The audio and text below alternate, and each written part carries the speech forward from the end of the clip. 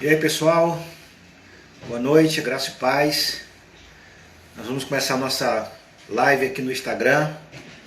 Vamos bater aqui um assunto bem bacana. Estou vendo aí já várias pessoas entrando, pastor Wellington, Pierre, João Muniz. Nós vamos falar sobre Apocalipse capítulo 1. Estou na guarda aí para a entrada do pastor Rocildo, que vai trocar uma ideia conosco sobre Apocalipse 1, tá bom? Aqui como tá tudo ok, né? Bíblia ok, cafezinho ok, aguinha ok, que mais?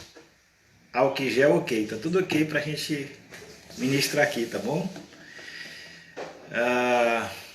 Esse pastor Rocildo assinou, pastora Girlene ali de Porto Velho.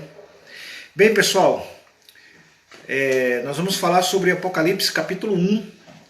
E, na verdade, esse capítulo ele é uma chave que abre a revelação de todo o livro. Eu costumo dizer que quando você entende o capítulo 1 de Apocalipse, você vai compreender todo o livro. Tem muita gente querendo compreender a complexidade do livro sem analisar a fundo aquilo que acreditamos ser a coisa mais simples no livro, que é a parte introdutória, no capítulo 1. Tá bom? Então é sobre isso que nós vamos falar nessa noite.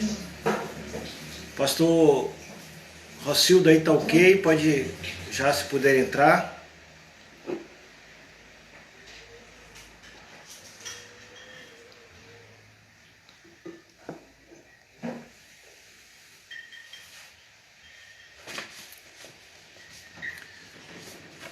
Vamos ler o capítulo 1. Você que está acompanhando aí, eu gostaria que você pegasse a sua Bíblia aí com você, e a gente vai ler todos os versículos do capítulo 1, tá bom?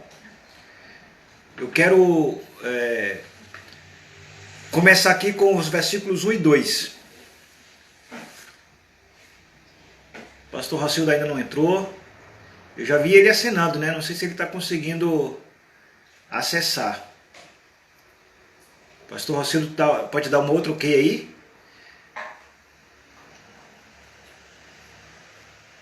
Pastor Rocildo pode dar um ok para solicitar a entrada aí no vídeo.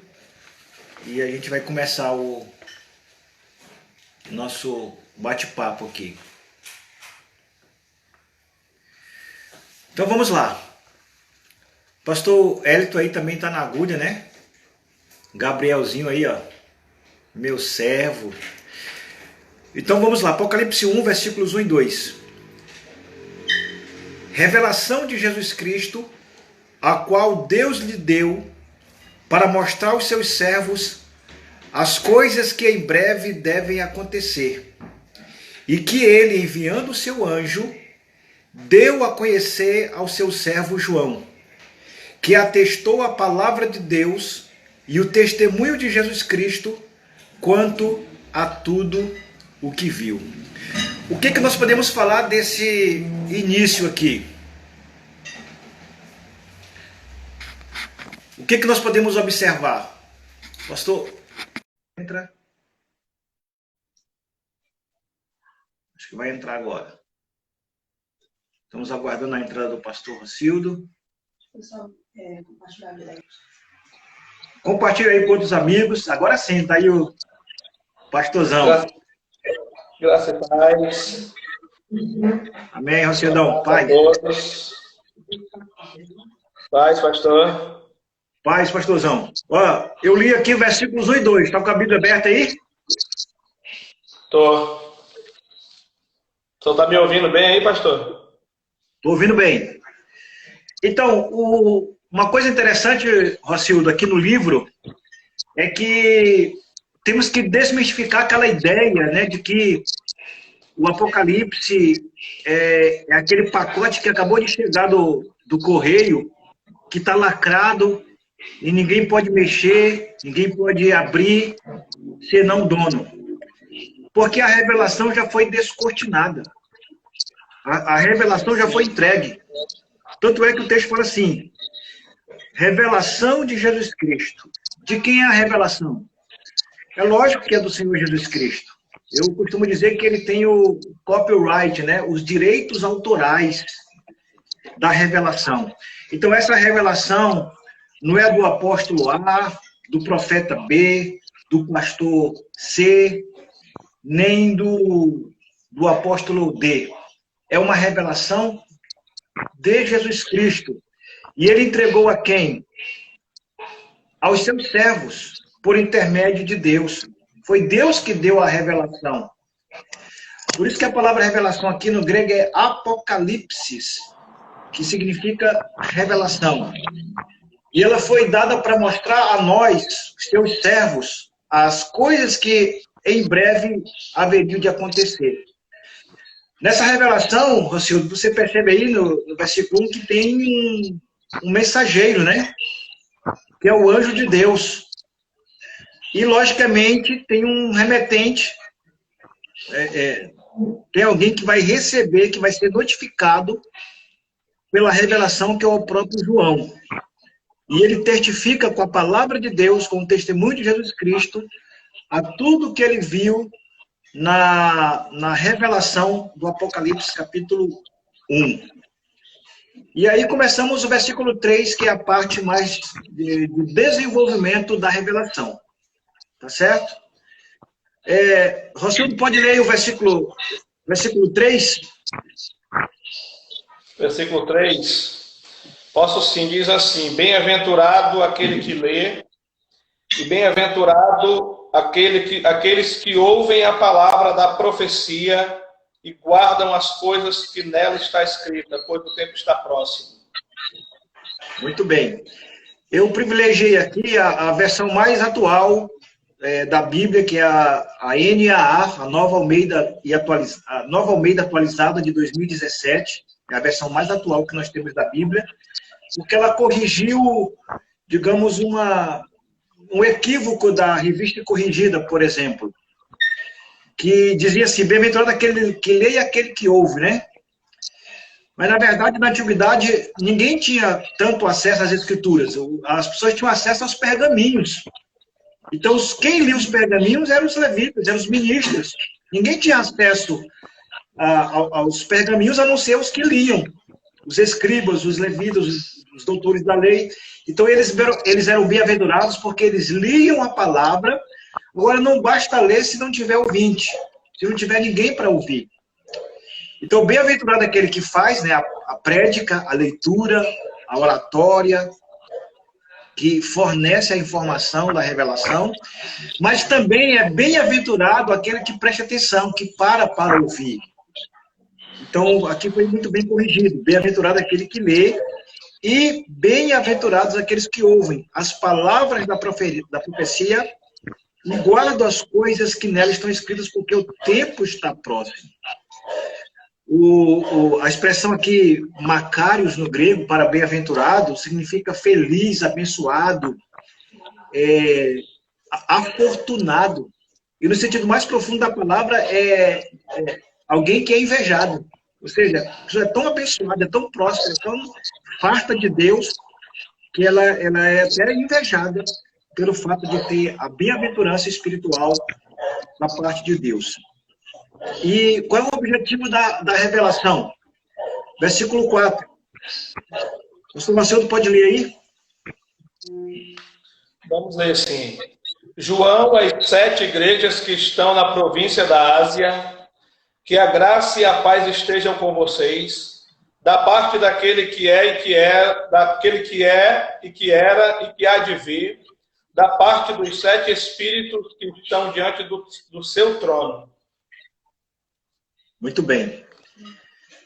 Uma coisa que eu tenho observado quando eu leio o Apocalipse 1, a mensagem para as 7 igrejas. Em primeiro lugar, Rocildo, a gente tem que pensar o seguinte: não tinha máquina copiadora, né? Não tinha Xerox. A mesma carta tinha que chegar às 7 comunidades da Ásia. Agora, imagina aí, eu penso que João teve que escrever a mesma revelação 7 vezes. Talvez até 8, porque ele teve que ficar com uma cópia, né? Imagina, ele teve que escrever a mesma revelação 8 vezes, porque ele tinha que ficar com a cópia dele, vamos pensar assim, e enviar as 7 para os pastores da igreja transmitirem às suas comunidades. Agora, o objetivo aqui não é revelar o número de igrejas, senão revelar a igreja em números. Isso é muito importante entender. O objetivo não é se são 7 igrejas que são salvas, porque aqui não está questionando se é denominação. Porque, vamos pensar, cadê a igreja mãe, a igreja de Jerusalém, que não foi citada? A igreja de Antioquia, a igreja de Roma, Corinto, a Tessalônica, que era uma igreja totalmente escatológica nos seus estudos, a igreja de Filipos e tantas outras comunidades. Mas a ideia de 7, porque o número 7 é perfeição, é completude. Então o Apocalipse é cheio de 7. 7 taças, 7 trombetas, 7 juízos, 7 selos, 7 anjos, 7 espíritos, que não são 7 espíritos de Deus, mas 7 características da manifestação completa de Deus, né? Então tudo isso é importante entender na introdução do livro. Agora, quem é aquele que traz a revelação? Como é que Jesus se apresenta a essas 7 comunidades para que elas não tivessem dúvidas? Tendo em vista que nós temos muitos livros apócrifos. Apócrifos são de apo, né, fora, e crifos de escritas. Muitos escritos fora da inspiração de Deus, que não foram inspirados, não foram livros canônicos, inspirados, reconhecidos pela igreja. Então existia o Apocalipse de Pedro, o Apocalipse de Tomé, de Barnabé. Então, são dezenas de livros na época, né?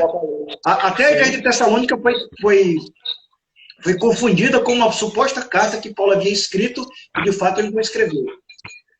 Então, Jesus se apresenta para mostrar quem ele é para aquelas 7 comunidades. E ele fala, a expressão que virou muito, tornou-se muito comum no nosso meio, né? E que ela tem 5 vezes no livro. Apocalipse 1:4, 1:8, 4:8, 11:17, 16:5. Aquele que é, aquele que era e aquele que há de vir. Com algumas considerações que devem ser feitas. Pastor, essa expressão da saudação que João sauda a igreja, só abrindo aqui um parênteses, não tem nada a ver com o nosso assunto e tem. Ela revela a trindade, na verdade, né? Ele sauda no nome das 3 pessoas, aquele que é, que era e que há de vir, em nome dos 7 espíritos que estão diante do trono de Deus, e de Jesus, que é a fiel testemunha, né? Revelação de um Deus único e trino, né? O selo da Trindade revelada. Está revelado, então, no Apocalipse está revelado o Deus da Escritura, né? O Deus Pai, Filho e Espírito Santo, né? As 3 pessoas do único Deus. É importante observar, né, a revelação do Deus revelando como um único Deus, mas em 3 pessoas distintas. Exatamente. E essa é uma doutrina que está sendo muito bombardeada nos dias de hoje, né, por causa do movimento sionista, que tem crescido bastante, até no meio evangélico, de modo a descaracterizar a divindade do Senhor Jesus Cristo. Mas, enfim, vamos deixar isso para outro assunto. Mas essa expressão, aquele que era, que é e que há de vir, ela está aqui no versículo 4, no versículo 8 do capítulo 1, no capítulo 4, versículo 8, onde ele já está entronizado, recebe o reino, né, junto ao Pai.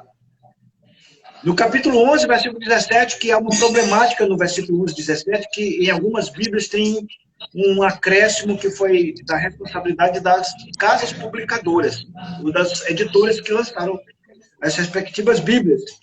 Aquele que é e que era. Apocalipse 11, 17. Em algumas Bíblias está assim, e que há de vir, como por exemplo a revista corrigida, que de fato a nova Almeida e atualizada também corrigiu esse erro, não tem, graças a Deus, porque complicaria muito a questão de entender a revelação aqui da volta de Cristo. Jesus está voltando ali, por isso que não tem a expressão aquele que há de vir, porque ele já voltou. Ele que já voltou. Ele não precisa dizer aquele que é, que era e que há de vir, porque ele só, o que há de vir já veio. Não é verdade? Já veio. Sim. É o dia da vinda do Senhor. Por isso que ele já veio, a revelação mostra que ele veio, julgou os ímpios, glorificou os santos, por isso que não expressa mais que há de vir, porque já veio. Exatamente. Certeza. Só dá um alô aí para o evangelista Jair Moura, que deu um alô aí para nós, Deus abençoe. Liliane, que sempre está ligada conosco também, Deus abençoe. Jair, nosso soteriologista aí de excelência, hábil aí na área da doutrina da salvação. E outra coisa erro gravíssimo estudar escatologia sem estudar soteriologia. É por isso que tem muita confusão, muita de salvação, desconsiderando o sacrifício de Cristo.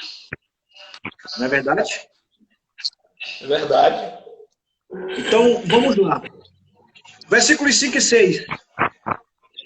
Da parte de Jesus Cristo, a fiel testemunha, versículo 5, né, que é o próprio Cristo, o primogênito dos mortos, ou seja, por que ele é o primogênito dos mortos? Porque ele é o único que venceu a morte para nunca mais ser vencido por ela.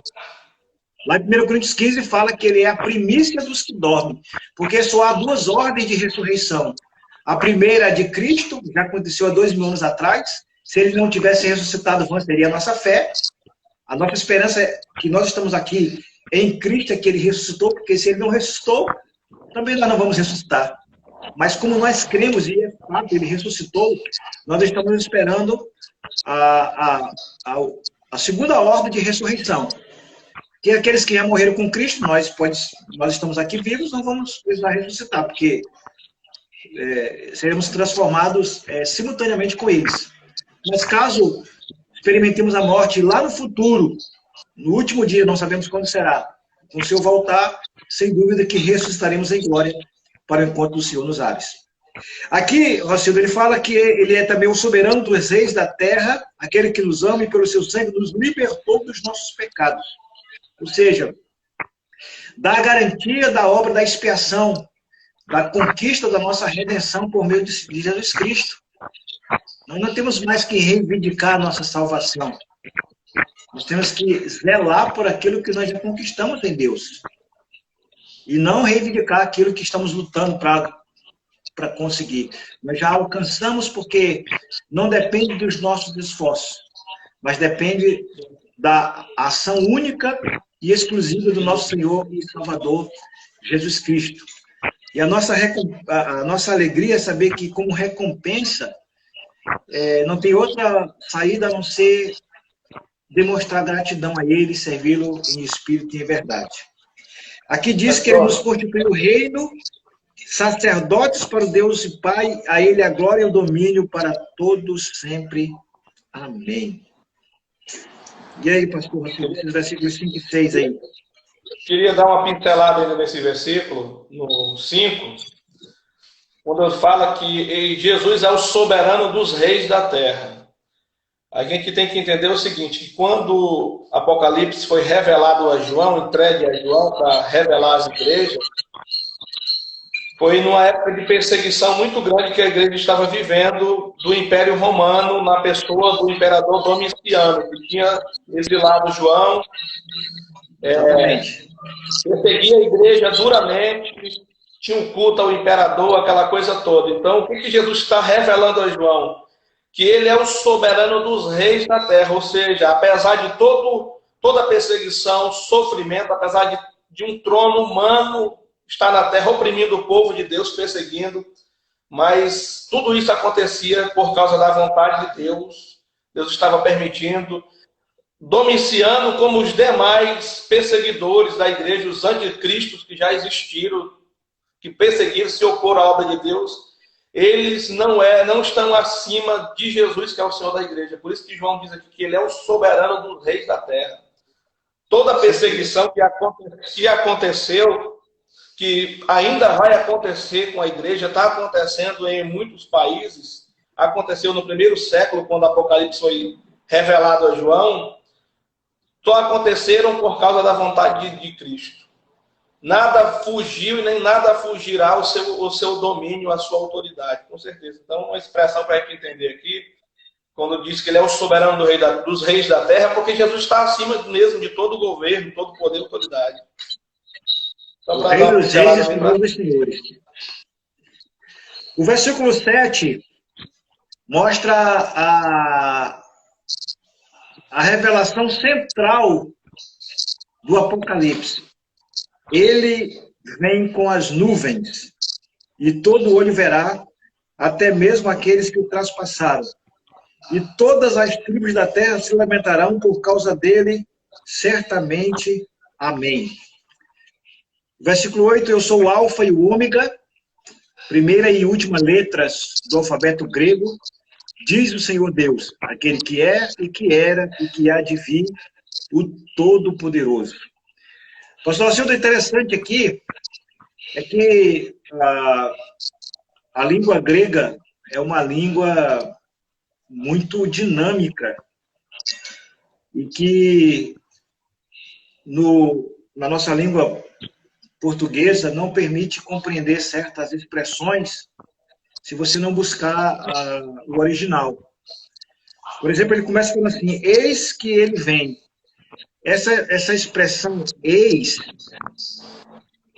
é um advérbio, é uma parte introdutória de uma expressão, né? Quando o profeta vai profetizar na Bíblia, e a gente acostumou ver alguém falando, né? Eis que te digo. Estou vendo até aqui, dá uma luzinha para Karen, pastor Robson, Cris Velasco. Cris entrou na hora certa, na hora do eis que te digo. Olha aí como é profético. Então, essa expressão eis que te digo, né? Esse advérbio eis, na verdade, no grego, é uma interjeição. Uma interjeição, uma exclamação. É como se fosse assim, uau! Quando o profeta fala assim, eis que te digo, é como se ele falasse assim, uau! Deus está falando. Então, é algo assim que digno de admiração. Quando você vê essa expressão eis, ela merece a nossa atenção. É como se ele falasse assim, uau, ele vem com as nuvens. E todo olho verá, diz o texto sagrado. Até mesmo os que o traspassaram. Todas as tribos da terra se lamentarão sobre ele. E aquele que é, que era e que há de vir, que está falando isso. Agora, vamos atentar aqui para um detalhe interessante. Jesus disse que ele vem com as nuvens, e não vem em secreto, não vem pegar ninguém de surpresa, não vem pegar ninguém desprevenido, quando eu estou falando do povo de Deus. Desprevenido vai estar o mundo perdido, o mundo iníquo, o mundo sem Deus.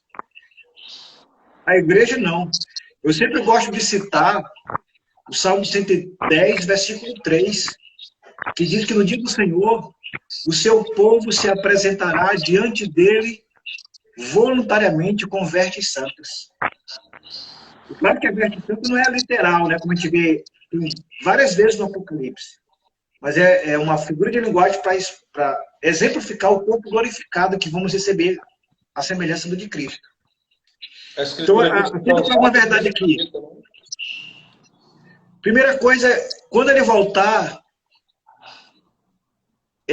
todos aqueles que o traspassaram vão ver. Significa que os ímpios vão ter que ressuscitar nesse momento. Não é verdade? A doutrina da ressurreição, né? Uma única ressurreição de ímpios e salvos ao mesmo tempo. Agora, uma complicação aqui, a gente vê outros estudos escatológicos, algumas pessoas falando, elas pensam muito, as pessoas pensam muito na caixinha. Não, porque na doutrina A, na teoria B, não, nós temos que pensar na Bíblia, esquece as teorias. Porque nós aprendemos a vida toda que o justo, né, o crente ressuscita a qualquer momento, no arrebatamento secreto, E o ímpio só depois de 1000 anos, lá no juízo final, depois de um milênio literal. E eu pergunto, Jesus vem no meio desse período aí. Ele vem em glória visível. Então, quem são esses ímpios que traspassaram a Cristo, que tem que estar 1000 anos antes daquilo que certas doutrinas defendem? Então, quem foi que traspassou a Cristo? Eu anotei aqui, ó. A multidão que se levantou com espadas e varas, lá em Mateus 26, 47. O traidor Judas Iscariotes. Os principais sacerdotes e líderes religiosos do povo, Mateus 27, 12, versículos 41 e 42. Esse povo todinho aí, traidor, vai ressuscitar naquele dia. O perverso sumo sacerdote Caifás, Mateus 26, 57. Jesus falou para ele, em breve tu verás o Filho do Homem vindo com poder e glória sobre as nuvens. Isso não foi no ano 70 depois de Cristo, porque ele morreu 4 anos depois de Jesus. Jesus, 4 anos depois da morte de Cristo, digamos no ano 31, ele morreu mais ou menos no ano 36, 35 ou 36 depois de Cristo. Então, não tem nada a ver com o ano 70. Ele vai ter que ressuscitar com Jesus voltar em glória. 40 anos depois, né? 40 anos depois. 40 anos depois. Ele já tinha morrido há muitos anos. Então, não foi nesse momento. Muitas testemunhas falsas do julgamento de Jesus também. Mateus 26, 60. Essas pessoas vão ressuscitar naquele dia para a vergonha eterna. O governador Pôncio Pilatos, Mateus 27, 24, lavou as mãos, foi injusto em relação ao julgamento de Cristo. Os malvados soldados do governador, Mateus 27, versículos 27 a 31, essa cambada de gente aqui toda vai ressuscitar. Além disso, muitos dos judeus que condenaram Jesus à morte de cruz, em Mateus 27, 25. Então, todos esses aqui que traspassaram a Cristo, eles vão ressuscitar. É muita gente ímpia que vai ressuscitar naquele dia que Jesus vem em glória e todo olho verá. E agora é interessante, Rocildo, preste atenção aqui no que o texto diz. E todas as tribos da terra se lamentarão por causa dele. Não, elas não se lamentarão, não é porque elas não viram a Cristo. Poxa, Jesus voltou e eu fiquei. Jesus veio e eu não vi. Elas vão se lamentar, não é porque não viram, elas vão se lamentar porque estarão vendo. E o cumprimento dessa palavra está lá em Mateus capítulo 24, versículo 30. Então aparecerá no céu o sinal do Filho do Homem, e todas as tribos da terra se lamentarão e verão o Filho do Homem vindo sobre as nuvens do céu com poder e grande glória. Então as pessoas vão se lamentar não porque perderam o arrebatamento, não viram Jesus voltar, mas é porque ele veio e elas, por não servirem a Cristo, por não estarem servindo ao senhorio de Cristo, nunca reconheceram a santidade de Cristo, se lamentarão naquele dia das suas torpezas. Pode falar. Apocalipse 6, falando dos 7 selos, o versos 15 diz assim: E aconteceu que os reis da terra, os príncipes, os generais, os ricos, os poderosos, todos, enfim, escravos e livres, buscarão refugiar-se em cavernas e entre as rochas das montanhas. Então passarão a berrar para as montanhas e rochedo: caiam sobre nós e nos oculte da face daquele que está sentado no trono e da ira do Cordeiro. Porque eis que é chegado o grande dia da ira deles, e quem poderá sobressair? Por isso, esse é o lamento. Por que vão se lamentar? Porque chegou o dia da grande ira do que está no trono e do Cordeiro. Então, os poderosos, todos os ímpios vão se lamentar, vão tentar se esconder dele, segundo essa revelação. Exatamente. O sexto pelo é a vida do Senhor, né? O juízo final. É porque a ira, ela não pode acontecer antes da volta de Cristo, ela acontece depois. Sim. Porque as pessoas pensam, muitos escatologistas pensam que a ira de Deus é a grande tribulação. Quando a Bíblia fala assim, Deus nos livra da ira vindoura, Ele diz, está aí, ó, Jesus nos livra da grande tribulação. Mas a grande tribulação não é a ira vindoura. A ira vindoura é quando Jesus volta e começa a lançar o seu juízo sobre a terra. Foi isso que Tamanha João essa Batista... ira que eles buscam correr, né? Se esconder. O João Batista, quando pregava, ele dizia assim, quem foi que ensinou vocês fugir da ira vindoura? A ira A vindoura, ira exatamente. vindoura. O João já pregava isso, o Batista. As pessoas queriam fugir da ira vindoura. Quem foi que ensinou vocês a fugir? Aqui o próprio João, do Apocalipse, o apóstolo João, diz que eles tentarão fugir da ira vindoura, tentarão se esconder, mas não tem jeito, né? Por isso que haverá esse lamento todo. Porque todos estarão vivos. Os ímpios que já morreram aí desde Caim até o último ímpio que estará vivo ou morto vai ver o dia do Senhor. Por isso que está claro que ele vem com as nuvens, né? E todo olho verá, não tem jeito. Não tem arrebatamento secreto, não. Muito boa colocação. Vamos lá, né? Versículos 9 e 10. Lê aí, pastor Rocildo. Diz assim... Eu, João, irmão e companheiro de vocês na tribulação, no reino e na perseverança em Jesus, estava na ilha chamada Pátimo por causa da palavra de Deus e do testemunho de Jesus. Achei-me no Espírito no dia do Senhor e ouvi atrás de mim uma voz forte como de trombeta. Muito bom. É interessante que João, ele não fala assim, vosso companheiro de arrebatamento, vosso companheiro de tribulação, companheiro de luta. Estamos juntos.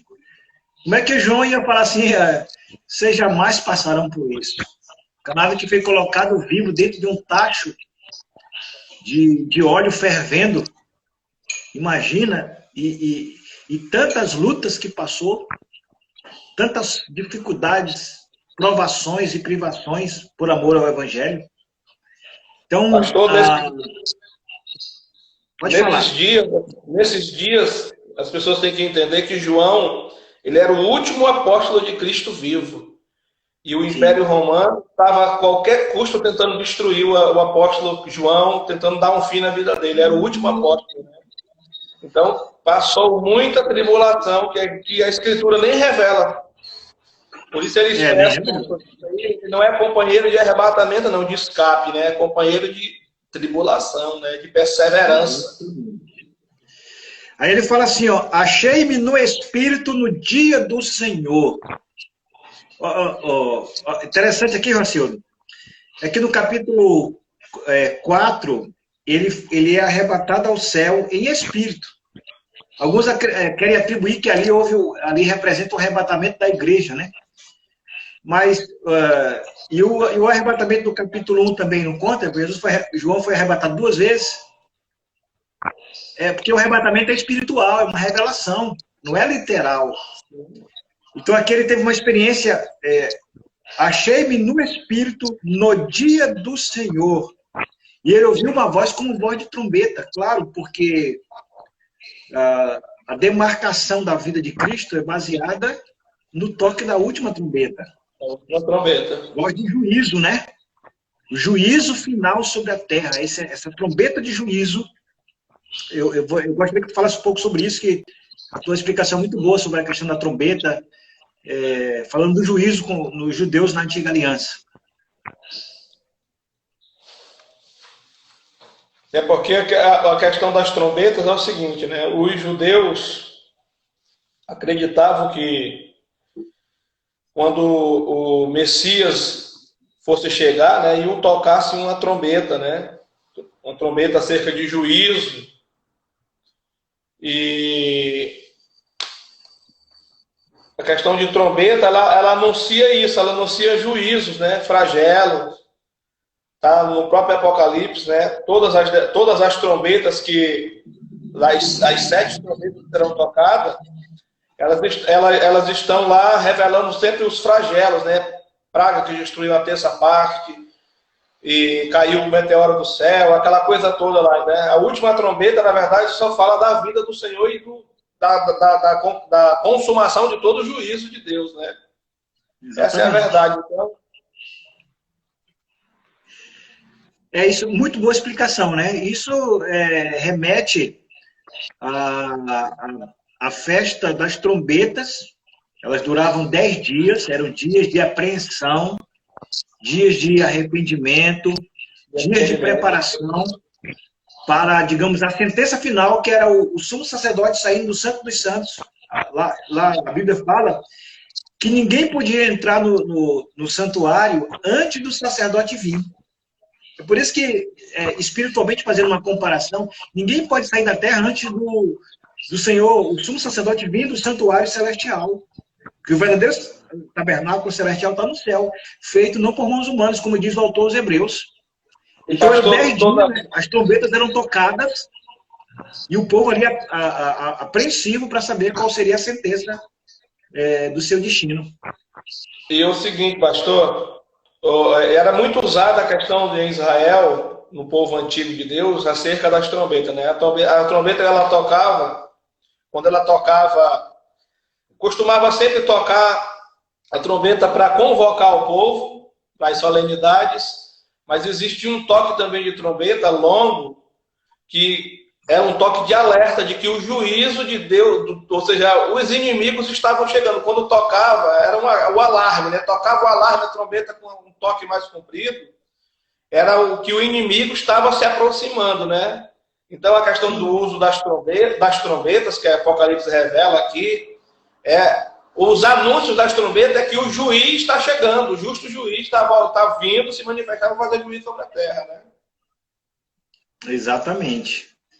E o texto de 1 Coríntios 15 fala bem claro que é no toque da última trombeta, que Apocalipse também vai falar, versículos 11, 17 e 11, versículo 15, se não me falha a memória, e Apocalipse 10 também, que vai tocar a trombeta. Então, vamos lá.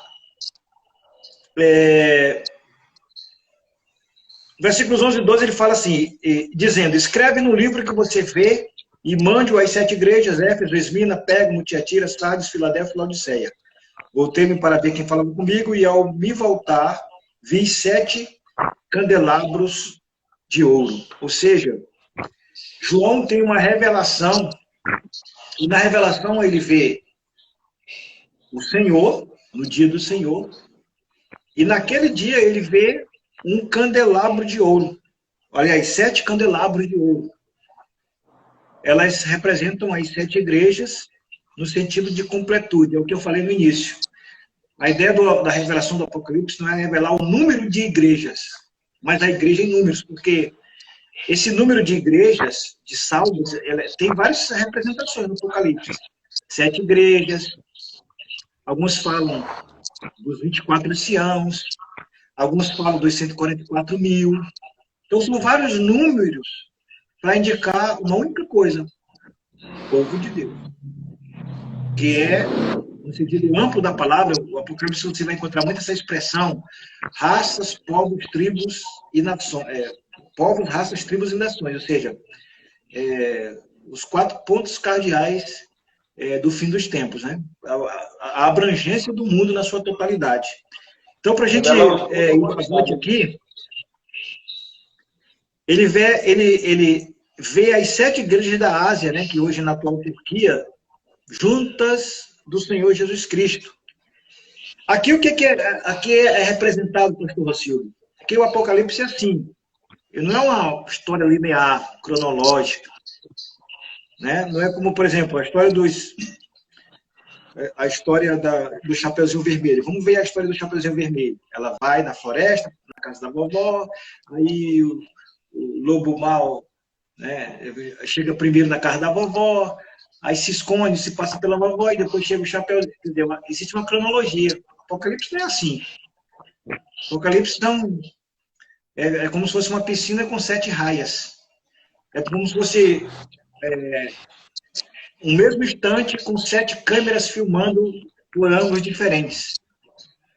É um estádio de futebol com 7 câmeras pegando vários ângulos de um mesmo evento. Né? E aqui, interessante, é que está remetendo ao sacerdócio da antiga aliança. onde Cristo, representado pela figura do sumo sacerdote, está diante do Santo dos Santos, e para alinhar, a Bíblia diz que quando o sumo sacerdote, antes de ele entrar no Santo dos Santos, até onde estava a Arca de Deus, ele primeiro tinha que alinhar as 7 câmaras do candelabro, ver se as lâmpadas estavam acesas, colocá-las em ordem. Então imagina Deus sendo irresponsável de permitir que fosse um candelabro de 6 canas, de 5, de 4, de 3. Era uma haste de 7 canas. 7 lâmpadas acesas representando os 7 Espíritos de Deus.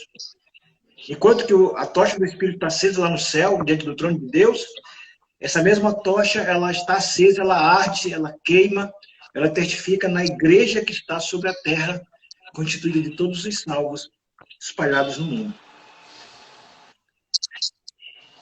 Algum complemento aí? A questão, pastor, tem que entender o seguinte: as pessoas têm que entender que é uma literatura simbólica, né? Como o senhor estava falando, o Apocalipse são 7 setes, né? O Apocalipse ele tem um objetivo a revelar o triunfo de Jesus e do povo de Deus. Então ele revela esse triunfo em 7 etapas diferentes, usando figuras diferentes, mas revelando uma única coisa: que Cristo já triunfou sobre a morte, sobre o pecado, que vai triunfar sobre esse mundo ímpio, que o povo de Deus vai ser glorificado e viver uma vida feliz com Deus. É isso que revela aí. Então, o Apocalipse revela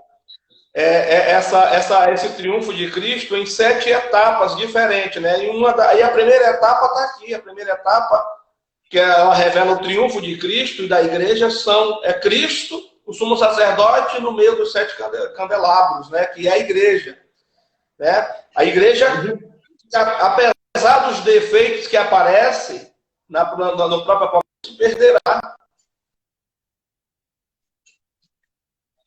Apesar dos defeitos que ela tinha. Exatamente. O pastor Acildo, eu costumo pensar o seguinte, pensando na escatologia, eu não creio naquela escatologia triunfalista, mas eu creio numa escatologia triunfante. A vitória da igreja é certa. É certo. O livro do Apocalipse, ele revela mais a vitória, a conquista da igreja, do que Deus revoltado com tudo e com todos e mandando, né, juízo sobre a terra, caindo sobre nossas cabeças. Nada disso. Agora, interessante que se você analisar o capítulo 1, por que a gente criou tanta confusão no capítulo 2 e no capítulo 3? Por exemplo, a gente costuma ler Apocalipse 3:10, dizer: assim como guardaste a palavra da minha paciência, eu também te guardarei da hora que há de vir sobre todo mundo, querendo atribuir ali um arrebatamento secreto na 6ª igreja, sendo que a 7ª igreja também já está alinhada no capítulo 1, as 7 câmaras, os 7 castiçais já estão salvos no capítulo 1. Então não tem justificativa de, no capítulo 3, a gente atribuir um arrebatamento repentino de uma cana defeituosa, de um candelabro defeituoso, de um candelabro com 6 hastes. Pastor, se houver um arrebatamento aí nesse capítulo 3, o verso 10, então já aconteceu. Já aconteceu. No primeiro século. Né? Então, todos nós estamos errados, todos nós ficamos, né? Todos nós, até quem defende que vai acontecer um arrebatamento ali, porque aquela igreja, literalmente, hoje ela nem existe mais, né? Verdade. Nem existe mais. Então não há um arrebatamento ali, não há um arrebatamento, com certeza. Porque se ali houver um arrebatamento, te guardarei, levando a igreja ao arrebatamento, então já aconteceu no primeiro século. Então, nós estamos esperando o quê, então? Houve um arrebatamento, a igreja de Filadélfia, lá na Turquia, foi arrebatada. João também perdeu, que ele não foi. Ficou para registrar a revelação. e aí a gente fica para contar a história, né? E não é por aí. Mas, ó, Levítico 24 fala assim, ó. Levítico 24, versículos 1 ao 4. E falou o Senhor a Moisés, dizendo: ordena aos filhos de Israel que te tragam azeite de oliva puro, batido para a luminária, para manter as lâmpadas acesas continuamente. As lâmpadas tinham que estar acesas. Arão os porá em ordem perante o Senhor continuamente. As igrejas eram colocadas em ordem. Então, o capítulo 1 está mostrando Jesus como sumo sacerdote, colocando as 7 igrejas, as 7 lâmpadas do candelabro, Santo dos Santos. Desde a tarde até a manhã, fora do véu do testemunho, na tenda da congregação, estatuto perpétuo é pelas vossas gerações. Sobre o candelabro de ouro puro porá em ordem as lâmpadas perante o Senhor continuamente. Aí o capítulo 25, versículo 37. Também lhe farás 7 lâmpadas, as quais se acenderão para iluminar de frente dele. Então a igreja, ela está iluminando em lugar escuro. Ela incendeia o mundo com o fogo do Espírito, com a luz do Evangelho, com a transformação desse poder genuíno que só a palavra de Deus tem para nos oferecer. Vamos ver se o pastor Cildo volta aí, que a internet dele deve ter caído. Ele está para voltar aí. E aí, o que a gente vê diante desses tabernáculos? Versículos 13 ao 15. Você lê aí os versículos 13 ao 15 de Apocalipse. 13 e 15, né? E no meio dos candelabros, um semelhante a um filho de homem, com vestes talares e cingido, a uma altura do peito com um cinto de ouro. A cabeça e os cabelos dele era branco como a lã, como a neve, os olhos eram como chamas de fogo, seus pés eram semelhantes ao bronze polido, como que refinado numa fornalha, e a voz era como o som de muitas águas. Muito bem, então o que esse... Bem aí, pastor, senhor? Agora eu estou ouvindo bem agora. Então esse capítulo, esses últimos versículos aqui, deixa eu só abrir aqui a Bíblia.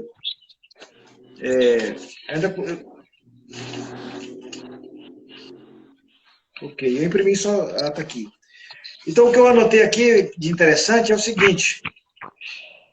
O que ele vê no meio do candelabro? Um semelhante ao filho do homem, com vestes talares e cingido à altura do peito com um cinto de ouro. Ele vê aqui 2 aspectos que devem ser observados. Primeiro, a figura do sumo sacerdote diante do candelabro na presença do Todo-Poderoso. Elas estão em ordem, as 7 igrejas alinhadas com as lâmpadas acesas. Ok? Então não pode ter um candelabro com 6 canas. Então, Apocalipse 3:10 tem que ser totalmente descartado, porque o capítulo 1 já desfaz que o capítulo 3, versículo 10, 6 igrejas, o texto é arrebatado e as demais não. Então, a gente não deve considerar isso. Uma segunda coisa aqui é que ele é também representado como a figura do ancião de dias, que é a revelação lá de Daniel, capítulo 7. Se você observar, é a mesma visão, a mesma característica, né? Ele com os cabelos brancos como a lã, as vestes vestidas com vestes talares, cingidas à altura do peito, com cinto de ouro. Os cabelos são brancos como a alva lã, como a neve. Os olhos são como tocha de fogo. Os seus pés semelhantes ao bronze polido, como que refinado numa fornalha. E a voz era como o som de muitas águas. Pastor, você só abre um parêntese aqui rapidamente. Vamos pensar aqui. Imagina esse Cristo, porque esse Cristo aqui é o Cristo eterno. Isso aqui é a visão dele agora, eternamente, para todo sempre. Agora dá para imaginar esse Cristo aqui, todo glorificado, desse jeito, voltando para a terra para ficar aqui 1000 anos. Lá em Jerusalém, e o mundo do mesmo jeito, do jeito que está aqui, cheio de problema. E todo mundo ainda querendo experimentando uma oportunidade, esperando uma oportunidade para se levantar contra ele, para ver se consegue ainda tomar o reino de Cristo. Interessante é que quando João viu ele, já caiu como morto, não foi? Daniel, tá, mesma coisa. Daniel também, quando viu essa mesma figura, caiu como morto. Ficou Aí os passando mal. pecadores normais, que nunca serviram a Deus, vingativos, iracundos, perversos, malignos, Em vão um achar milênio tudo normal. literal, hein? Em um milênio literal, servindo a Jesus a contragosto. A contragosto. Então é um reino pior do que hoje, né? É difícil acreditar nisso, né? Não tem coerência com a Escritura. Não tem. Mas voltando aqui, o que podemos considerar? Nós devemos considerar que esse Cristo aqui é um Cristo triunfante, é um Cristo glorificado, é um Cristo poderoso, é um Cristo que já veio para vencer. E no dia do Senhor ele é revelado de forma gloriosa, de forma profunda. Por isso que a Bíblia fala assim em vários textos, e o profeta Malaquias fala sobre isso. Ninguém poderá resistir àquele dia. É a mesma revelação do Apocalipse 6 que você leu. Quem subsistirá naquele dia? No grande e temível dia do Senhor.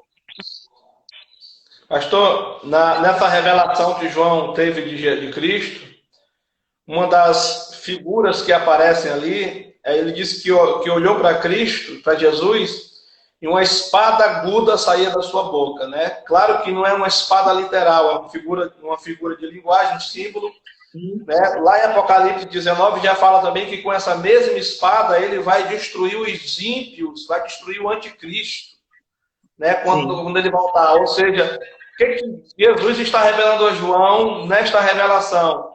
Que ele vai triunfar no final, que João e a igreja ficassem tranquila, ficassem em paz, perseverassem até o final, porque Jesus ia triunfar, ele vai voltar e vai destruir os ímpios, destruir o anticristo, Satanás, simplesmente com uma ordem de comando da sua boca. Exatamente. Então, o que os nossos irmãos que estão ligados conosco aí devem entender, e com o que nós estamos aqui discutindo, é que o capítulo 1 nem aconteceu, gente. Não aconteceu, não. Aquela explicação, aquilo que era capítulo 1, aquilo que é capítulo 2 e 3, aquilo que há de vir capítulo 4, não. A Bíblia, o Apocalipse é como a Bíblia fala em Isaías. Deus começa pelo fim. Se a gente fosse colocar uma cronologia, o capítulo 1, para mim, eu colocaria lá no último, seria o capítulo 22, é o final, é o dia do Senhor. Só que ele antecipa, ele mostra o dia do Senhor, como o Senhor será glorioso, refletido de majestade, os olhos aqui, aqui a mão direita, 7 estrelas, da sua boca saiu uma afiada espada de 2 gumes, o seu rosto brilhava como o sol na sua força. Quando vi, caí a seus pés como morto, porém ele pôs sobre mim a mão direita, dizendo, não temas, eu sou o primeiro e o último. Aquele que vive, estive morto, mas eis que estou vivo pelos séculos dos séculos e tenho as chaves da morte e do inferno. Escreve, pois, as coisas que viste, as coisas que são e as que hão de acontecer depois destas. Ou seja, Jesus mostra para o João, lá do primeiro século, o que vai acontecer no fim dos dias, e lá no fim dos dias, Jesus traz a revelação para João escrever aquilo que ele deveria registrar lá no primeiro século. Tudo aquilo que ia suceder na Terra. E o interessante aqui é que Jesus ele tem um controle, ele tem as chaves da morte e do inferno. Agora, Rocildo, quando a gente vai para 1 Coríntios 15, que fala lá que nós seremos transformados, convém que o mortal se revista da imortalidade, o corruptível se reviste da incorruptibilidade. Tragada foi a morte na vitória. Onde está a morte, a tua vitória? Onde está o inferno, teu aguilhão? Só pode ser no último dia, não pode ser antes. A morte e o inferno, quando Jesus volta, ele tem a chave para lançar definitivamente a morte e o inferno no seu próprio destino. O lago de fogo. No capítulo 15 aí, desse mesmo capítulo 15 de Coríntios, diz assim que o último inimigo a ser vencido por Cristo é a morte. É a morte. O último inimigo a ser vencido, né? Então, quando é que Jesus vence a morte? Quando ele dá vida eterna a todos os santos. Quando ele glorifica o corpo de todos os santos, e isso vai acontecer só no último dia, quando ele voltar e ressuscitar todos os santos. Então, não haverá mais morte eterna, morte física, nenhuma espécie de morte para a igreja. Por isso que o íntimo inimigo de Cristo da igreja será derrotado, será a morte. Perfeito. Aí Apocalipse 21 fala assim, ó, vi a nova Jerusalém, novo céu e nova terra, e o primeiro céu e a primeira terra já não mais existe. Não existe mais, além do mar. O que o mar simboliza? Separação. O que o mar simboliza para nós? Imagina o mundo antigo. O que separava o mundo antigo, os continentes, eram os mares. Então ele vai falando, não vai haver mais mal, não vai haver mais separação. Nós nunca mais vamos estar distantes de Deus. Porque vamos estar juntos com Ele. E ali diz que não haverá mais morte, nem pranto, nem clamor, nem dor. É no estado eterno. Não pode ser nesse mundo físico, antes do último dia. É impossível, não é verdade? Sim. O que mais? Vamos concluir já. Então escreve, pois, as coisas que viste, versículo 19, as que são e as que hão de acontecer depois destas. Quanto ao mistério das 7 estrelas que viste na minha mão direita e aos 7 candeeiros de ouro, as 7 estrelas são os anjos das 7 igrejas e os 7 candeeiros são as 7 igrejas. Ou seja, está tudo consumado. Está tudo consumado. Cristo, com o seu povo, introduzidos no estado eterno. Novos céus e nova terra onde habita a justiça. Esse mundo será passado, será destruído, será aniquilado. Como disse o apóstolo Pedro em 2 Pedro 3,10, né? Que ele vem, o dia do Senhor vem como ladrão de noite, ele vai destruir a terra com fogo, os ímpios. Aí o versículo 12 ele fala assim, mas nós temos a esperança, lê aí o versículo 12, 2 Pedro 3,12. Nós temos a esperança na nova Jerusalém, novos céus e nova terra. E a gente conclui o nosso estudo.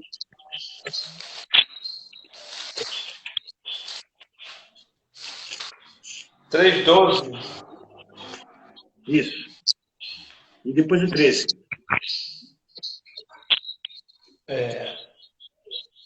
O 12 e o 13. 12 e o 13, né? Aguardando o dia do Senhor, esperando a sua vinda, naquele dia os céus se dissolverão pelo fogo e todos os elementos ardendo se dissiparão com o calor. Todavia, confiados em sua promessa, esperamos novos céus e nova terra onde habita a justiça. Amém. Então, o que nós estamos aguardando? Nós estamos aguardando novos céus e nova terra. Eu costumo dizer o seguinte, se você está preso numa promessa menor do que a vida eterna, essa promessa é fajuta. Porque Jesus não nos prometeu um céu de 7 anos, Ele não nos prometeu uma terra de 1000 anos, Ele nos prometeu a eternidade, a vida eterna. E essa vida eterna está em seu Filho, como disse o apóstolo João. Não é isso? Sim.